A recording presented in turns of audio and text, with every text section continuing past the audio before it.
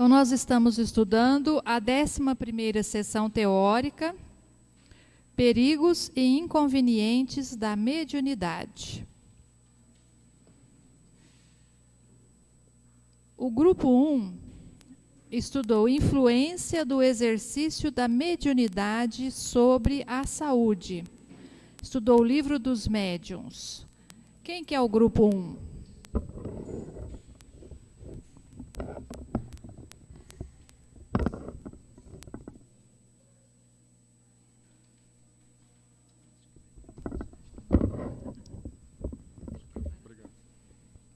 Boa noite, pessoal. Bom, influência do exercício da mediunidade sobre a saúde. Bom, faculdade mediúnica não é patologia. Assim como há médiuns saudáveis, há enfermos que não trabalham como médiuns. Então, assim, não há uma relação. O que pode acontecer é o excesso de trabalho mediúnico acarretar em fadiga, assim como qualquer outro trabalho ou atividade física, né? Então, assim, o excesso de uma atividade causa fadiga e o trabalho mediúnico não é diferente. Aí tem alguns casos específicos, como, por exemplo, onde o médium é muito sensível. Ele pode sofrer fadiga não pelo excesso de trabalho, mas em caso também dele sofrer influência de um espírito violento. Ele não consegue administrar a situação e acaba sofrendo uma fadiga por causa da violência do espírito. Médiuns velozes também podem sofrer de fadiga justamente pela característica principal deles, né, que é escrever muito rápido. Então acaba tendo um gasto de fluido que é inútil, né? Tem também o caso dos médiuns convulsivos, que como eles ficam sobrecitados, existe tremor, quase uma convulsão, e eles não conseguem dominar isso, eles ficam muito fadigados quando trabalham, pode ter até o sistema nervoso afetado. Então esses devem evitar até de trabalhar, né? Assim, se abster, trabalhar muito pouco, de maneira bem ponderada.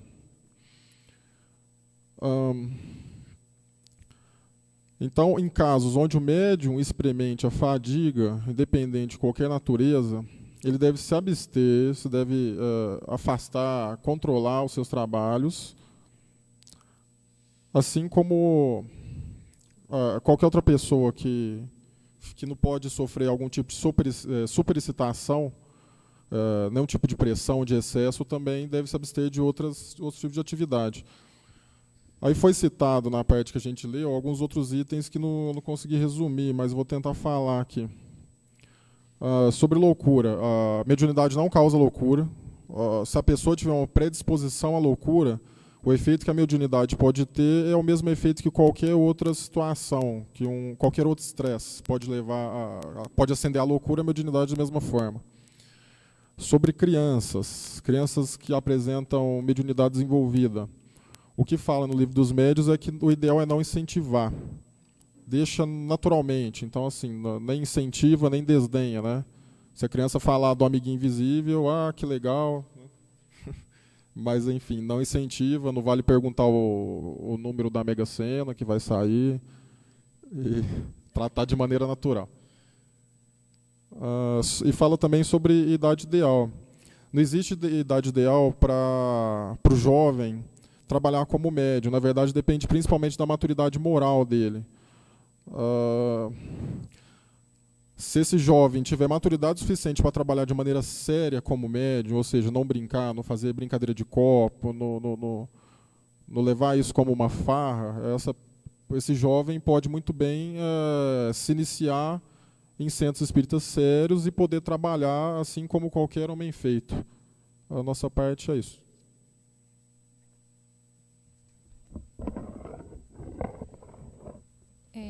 A respeito da mediunidade em criança, às vezes, algumas vezes chegam até nós aqui no Centro Espírita crianças que têm essa dificuldade, que estão apresentando a mediunidade, mas que têm causado problemas, ou para a família, ou para a criança. Aí, nesse ponto, a gente encaminha a criança para uma evangelização, estudo para os pais, e essa mediunidade é como que cessada, né? Os espíritos nos explicam que fica fechado o canal dessa criança até que ela possa, mais tarde, vir a desenvolver essa mediunidade. E que muitas vezes acontece isso como para chamar a atenção dos pais para a espiritualização da família, né? E ocorreu uma certa feita também que nós tivemos uma adolescente aqui e que nós permitimos que ela fizesse o COEM, apesar de adolescente, acompanhada dos pais, porque é uma adolescente que nasceu aqui no Centro Espírita. Então, ela evangelizou, participava da mocidade, e ela tinha uma mediunidade muito aflorada, a ponto dela precisar de socorro constantemente. E aí, depois que ela conseguiu fazer o COEM aqui, se educou, né? Era uma pessoa madura, adolescente, menina ainda, mocinha, mas madura, conseguiu trabalhar, equilibrar-se, está fazendo faculdade, hoje está morando no exterior até, estudando. Mas acontece assim. Então, como diz, não existe uma regra, é mesmo o bom senso. Aqui a gente não permite que menores participem do COEM, muito mais por uma causa jurídica, menor de idade, trabalhar com energias psíquicas, sozinho aqui a gente não permite, mas acompanhado do pai, desde que tenha, como teve essa mocinha, às vezes a gente abre para poder acontecer isso por conta, a mediunidade é muito aflorada, atrapalhando a vida da menina, como é que a gente ia permitir que isso continuasse ocorrendo, né? Grupo 2. Precaução no exercício da mediunidade. Estudaram no livro No Invisível, de Leon Denis.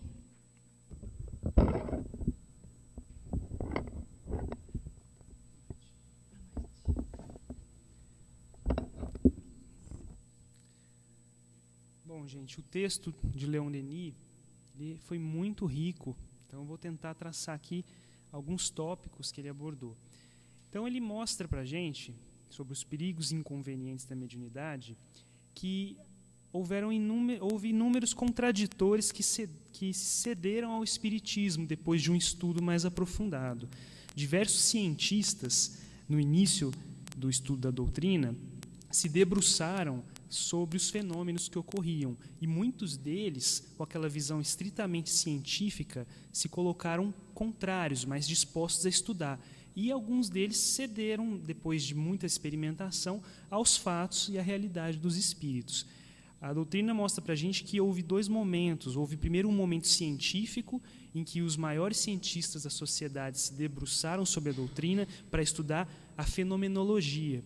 E hoje nós vivemos um momento que é o período do espiritismo moral, sociológico, né? Então, que a gente se debruça mais sobre as questões morais, sem, no entanto, deixarmos de lado os fenômenos que estão presentes a todo momento. Então, ele mostra para a gente que a ação dos espíritos é constante sobre os homens e que, na questão da prática mediúnica, diversos cuidados a gente deve ter. Primeiro que a mediunidade ela é um sacerdócio, ela é uma missão conferida ao homem, não só para que ele evolua, mas para que ele auxilie o progresso da humanidade. E o Espiritismo nos ensina os mecanismos pelos quais os espíritos nos influenciam, não só durante uma reunião mediúnica, mas no dia a dia. Então ele nos mostra que a necessidade da vigilância mental, dos cuidados com o corpo, a prática da caridade vão formar em torno de nós não só as vibrações, mas também as sintonias com os bons espíritos, né? Nós chamamos a nossa companhia os bons ou os maus de acordo com os nossos pensamentos, atitudes e anseios, né?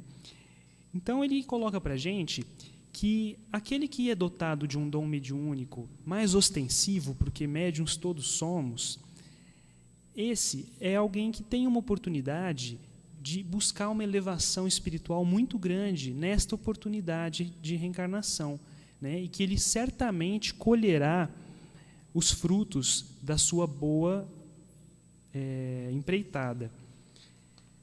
Teve alguns pontos que eu achei, que eu grifei aqui no nosso texto, que eu não saberia transmitir, e que eu acho que seria interessante, um parágrafo pequeno, e ele coloca aqui para a gente, que o único meio consiste em criarmos em nós, por nossos pensamentos, ou seja, o meio de nos afinizarmos aos bons espíritos, consiste em criarmos em nós, por nossos pensamentos e atos, um foco irradiador de luz e de pureza. Toda comunhão é obra do pensamento. O pensamento é a própria essência da vida espiritual. É força que vibra com intensidade crescente à medida que a alma se eleva do ser inferior ao espírito puro e do espírito puro até Deus. Então, inúmeras são as ciladas que são armadas pelos espíritos obsessores e por aqueles que procuram derrubar o homem de bem. Eu costumo dizer, numa visão particular, que quando eu iniciei os estudos das questões mediúnicas, não aqui com vocês, mas há algum tempo atrás, outra doutrina espírita apareceu para mim. Porque até então, estudando as obras, os romances, a gente tem uma visão moral, né, dos ensinamentos de Jesus, né, do Espiritismo, mas pelo estudo da mediunidade e da influência dos espíritos, a gente consegue agir com conhecimento de causa que só o estudo superficial não é possível. Então, aprofundar o estudo da mediunidade vai auxiliar não só o trabalho mediúnico, mas vai facilitar o nosso dia a dia e as nossas atividades, né, como pessoas que buscam se melhorar, né? Então, é isso aí. Obrigado.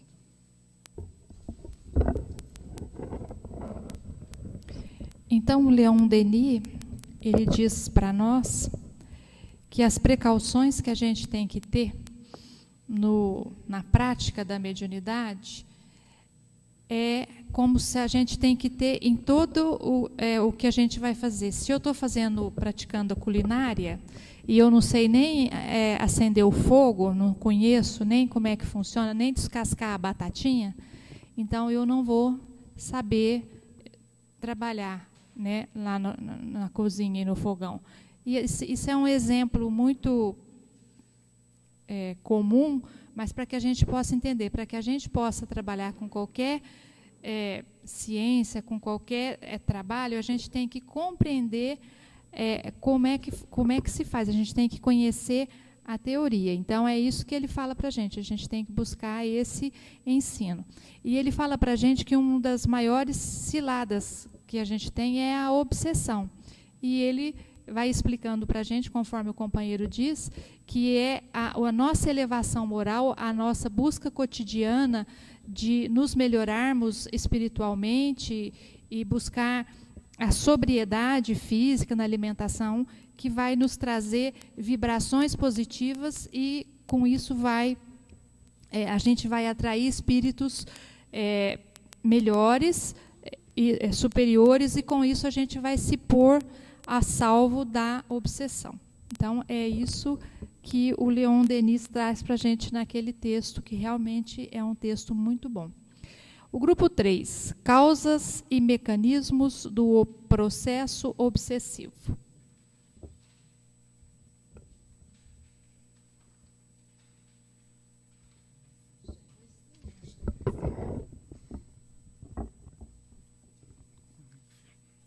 Bom, gente, eu vou... O primeiro item a gente não resumiu, porque ele está em vários itens, então a gente vai ler porque fica mais fácil. Aí, assim, reconhece-se a obsessão pelas seguintes características. Primeiro, persistência de um espírito em se comunicar, bom ou mau grado, pela escrita, pela audição, pela tipologia, etc., opondo-se a que outros espíritos o façam. Segundo, ilusão, que não obstante da inteligência do médium, o impede de reconhecer a falsidade e o ridículo das comunicações que recebe. Terceiro, a crença, crença na infabilidade e na identidade absoluta dos espíritos que se comunicam e que, sob nomes respeitáveis e venerados, dizem coisas falsas ou absurdas. Quarto, confiança. Confiança do médium nos elogios que lhe dispensam os espíritos que por ele se comunicam. Quinto, disposição para se afastar das pessoas que podem emitir opiniões aproveitáveis. Sexto, tomar a mal a crítica das comunicações que recebe. Oitavo, constrangimento físico qualquer, dominando-lhe a vontade e forçando a agir ou falar a seu malgrado. E o nono e último é rumores de desordem, persistências ao redor do médium, sendo que ele, de tudo, a causa ou o objeto. Aí aqui a gente fez um resumo, por exemplo, causas da obsessão. Geralmente, as causas são pela personalidade ou caráter do espírito obsessor, né? E essas causas, elas geralmente variam entre vingança, inveja e covardia, né? A covardia seria a necessidade de atormentar, muitas vezes, eles escolhem aleatoriamente as pessoas, só pela necessidade que esse espírito tem de estar atormentando alguém, né? Aí tem os obsessores sem maldade, que são os espíritos orgulhosos, que acreditam serem donos da razão, né? E se apresentam muitas vezes com nomes, por exemplo, de Jesus, Virgem Maria, e sem se abalarem, né, por estar cometendo sacrilégio. Eles aproveitam, muitas vezes, da vaidade dos médiuns para impor suas ideias, por mais absurdas que sejam, né? Aí aqui a gente tem também os meios de combate à obsessão. Os meios, eles variam conforme o caráter da obsessão, né? do obsessor. Dois fatos são essenciais. O primeiro é provar ao espírito obsessor que ele não consegue iludir um médium, quer dizer, que o médium não acredita no que ele está dizendo. E o segundo é a paciência, mostrando-se sempre mais paciente que o espírito, né? Muitas vezes é preciso o médium pedir a ajuda de bons espíritos, né, do seu anjo, tal, do seu espírito protetor, e para sempre manter mas sempre mantendo a severidade com esse espírito obsessor, mas também a benevolência, né? Pois pode demorar muito tempo para conseguir resgatar, né, um espírito, mas o trabalho árduo ele é compensado pelo fato de você encaminhar uma alma a um bom caminho. E aqui também a gente falou sobre quando você percebe a comunicação, principalmente na comunicação escrita, um espírito mau. Aí aqui fala que convém, né, que seja interrompida essa comunicação, quando ela é escrita. Já na comunicação, né, médio-audiente, não tem como, né, se interromper. Mas o médium, por exemplo, ele pode, o espírito pode ser advertido, né, e cabe ao médium como que diz? Cabe ao médico ir orientando esse espírito, né, e o que ele pode falar, por exemplo, na comunicação.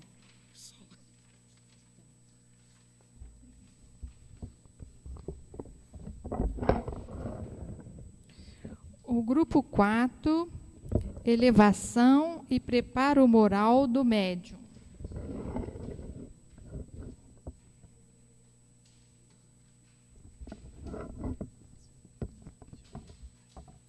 Boa noite, pessoal. O nosso grupo, nós estudamos do item 226 ao item 230 do Livro dos Médiuns. O item 226 são vários questionamentos sobre como seria um bom médium, para ser considerado como bom. Em resumo, o médium deve sempre repulsar o egoísmo e o orgulho, sempre visando o bem. Também que o desenvolvimento da mediunidade não guarda relação direta com o desenvolvimento moral do médium. E que o médium, considerado bom, deve sempre ser cauteloso, para não se acomodar e assim não observar a presença dos maus espíritos, não fazendo, desta forma, o bom uso da sua faculdade. O item 227 leciona no sentido da necessidade da reforma moral do médium, de modo que o médium sempre deve tentar a sintonia com os bons espíritos. Se isso acontecer, na grande maioria das vezes, automaticamente haverá a repulsa dos maus espíritos. O médium também deve sempre se afastar das paixões que escravizam e ligam o homem à matéria, como orgulho, egoísmo, inveja, ciúme e todos os sentimentos dessa natureza. No item 228 e 229, são correlatos, então nós resumimos em um único tópico, que dentre as imperfeições morais, a que mais tem o condão de afastar a mediunidade, a que mais tem o condão de afastar o médium do crescimento na caridade, é o orgulho, pois o orgulho é o defeito que menos é reconhecido pelas pessoas. Por exemplo, que muitas vezes um médium ele não é orgulhoso na sua essência, mas diante de alguma comunicação mais evidente ou mais ostensiva, os pares que o cercam, os outros médiuns, os familiares que estão em conjunto, começam a vangloriá-lo, começam a exaltá-lo, e aí começa assim, a colocarem a sementinha do orgulho no coração do médium. E se ele não estiver muito atento, não estiver muito em oração, ali começa a ser gerado esse sentimento de orgulho que não, assim, vai contra, né, o princípio do que ele está fazendo. No item 230, diz que os espíritos semelhantes sempre são afetos aos da mesma natureza, que o médium exerce influência secundária nas comunicações, servindo tão somente de meio para a comunicação. O médium ele deve sempre se policiar para não emitir impressões pessoais na comunicação. E assim, se ele começar a emitir as impressões pessoais, ele vai acabar desvirtuando o fim da comunicação. Em resumo, foi isso.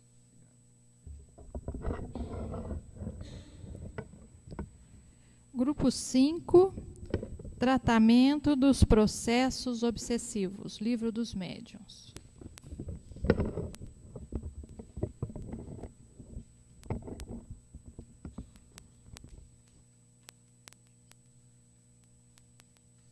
Bom, nós estudamos sobre forma de tratar a obsessão. Essas formas elas vão variar porque depende do caráter da obsessão.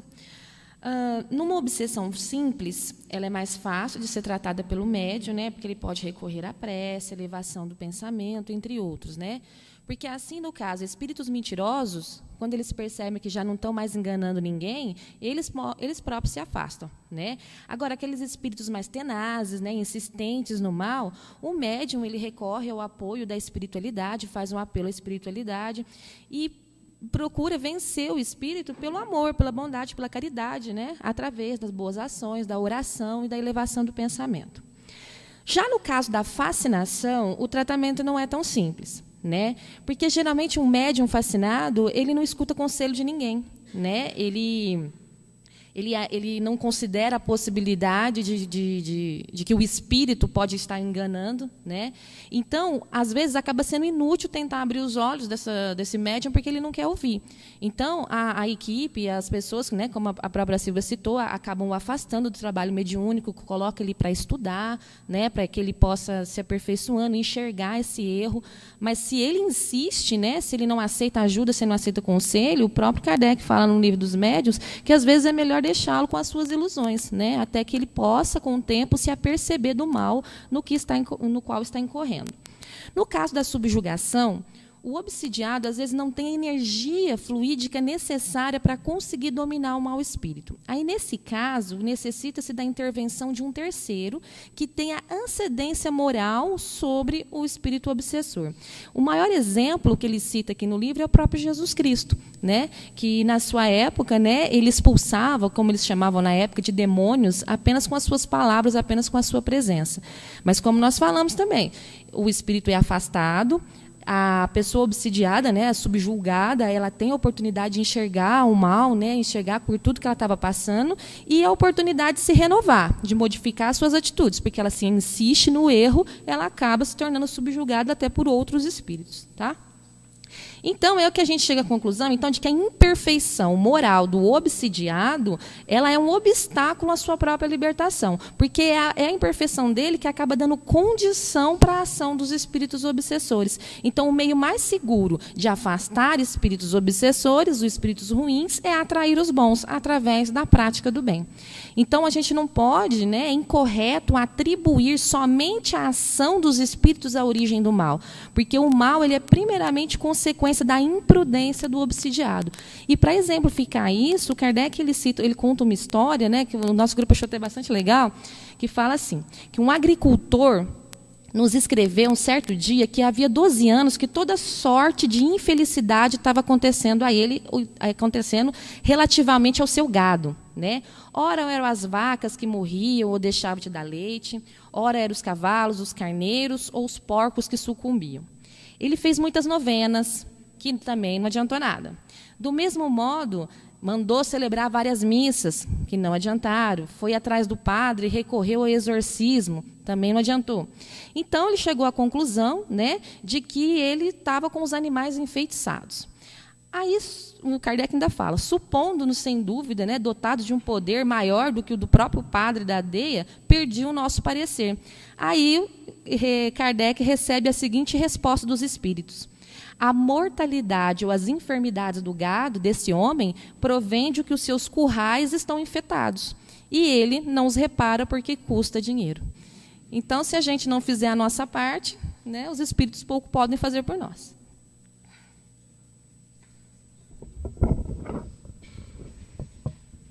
E com isso, nós então encerramos a nossa 11ª sessão teórica, Perigos e inconvenientes da mediunidade.